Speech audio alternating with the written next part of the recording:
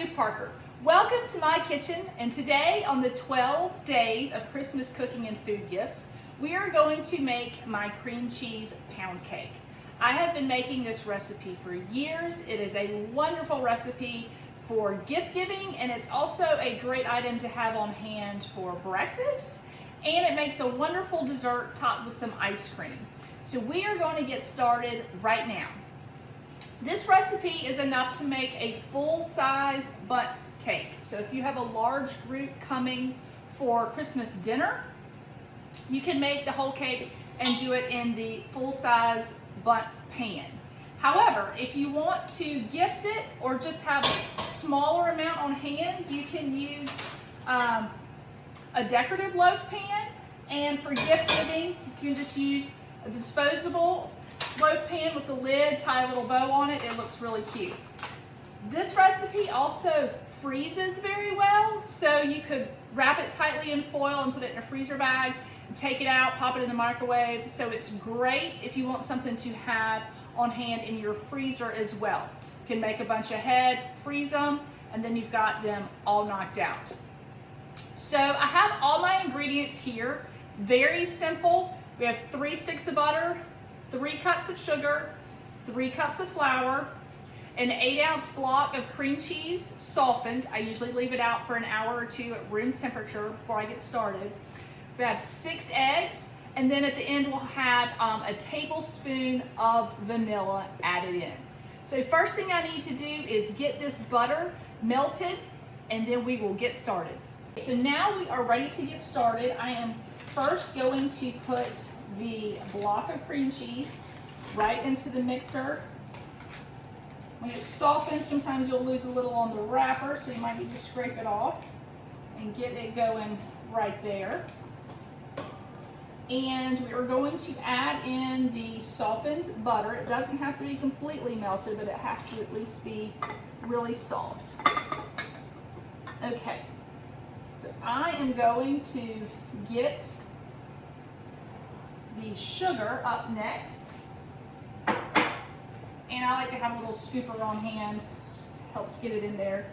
Add a little before you turn the mixer on, or else the butter will slosh everywhere. So I'm going to get this started here. All right, get her turned on.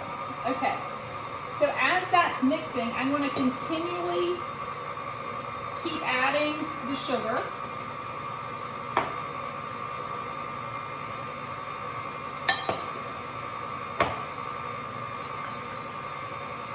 Trying not to spill it, even though I did just spill a little bit. So it is mixing up well. And when you get to the end, you can just add the rest of that sugar right into the mixer.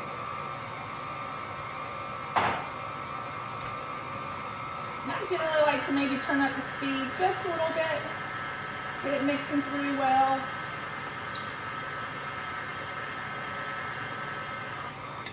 And then I always like to scrape the sides and the bottom just to make sure that the cream cheese hasn't gotten stuck in the bottom.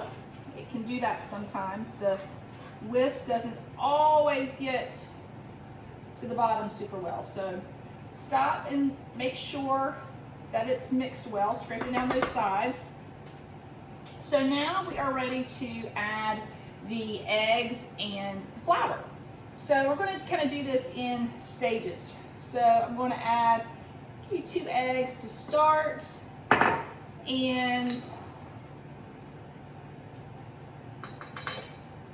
a little bit of the flour. Again, you don't want to do too much flour because it'll go sloshing out when you turn it on. So, all right, so now we have the mixer back on. I'm going to let that start to blend, and I will gradually add in the eggs and the balance of the flour as it's mixing well. So it's mixing pretty well. I'm going to add another egg, add a little more flour,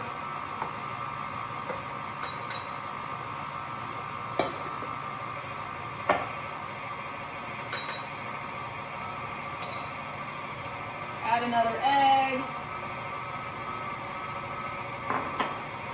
to turn up the speed just a little bit so it starts catching the sides a little better. Continue to keep adding some flour.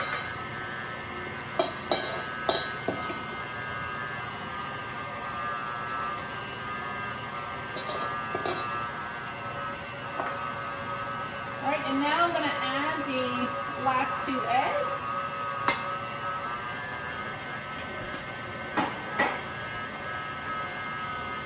And the balance of the flour.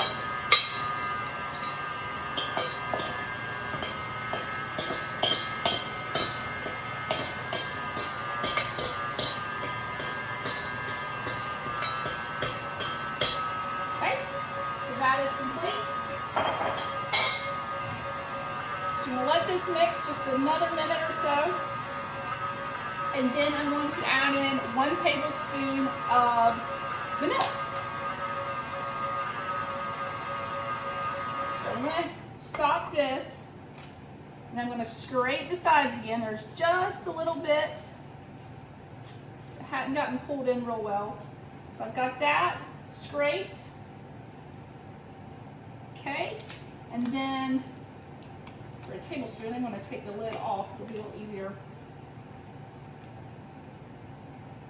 Add the 1 tablespoon of vanilla. And then we will blend that right in. Let that blend in. While that's blending, you can get your pans greased. So I like to use a baking spray, not just a cooking spray. Just a little little flour on the sides. Just makes for a cleaner release. So I'm going to do 1 in a decorative pan for myself, and then some in the loaf pans for gifts. Depending on the size of loaf pans you use, generally you're going to make 3 to 4 if it's a standard loaf pan. If you do the minis, it's probably going to be more like 8. Okay, so that is ready, and my cake is ready. So I'm going to turn this off and release the bowl.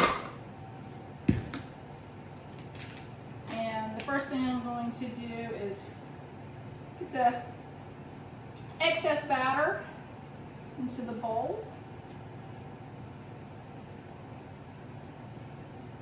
Okay, I think I've got most of it there.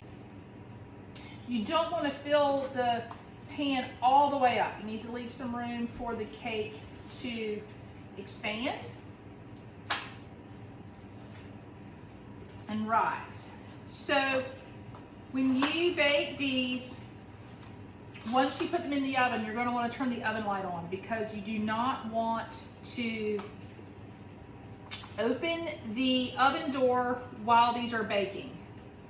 These cakes will fall if you open the oven door while they're baking. So I'm just going to kind of make sure I get this evenly distributed.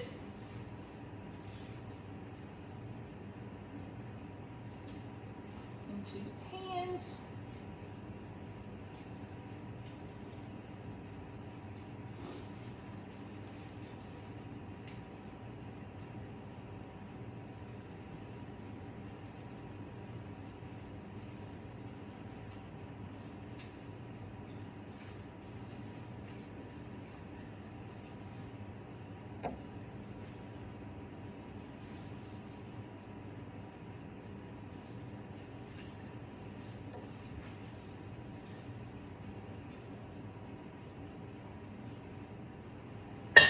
Alright, so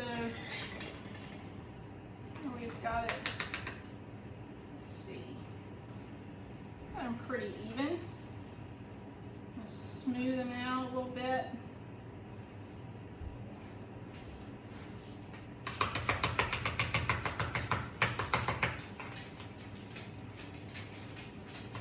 Okay, so I am going to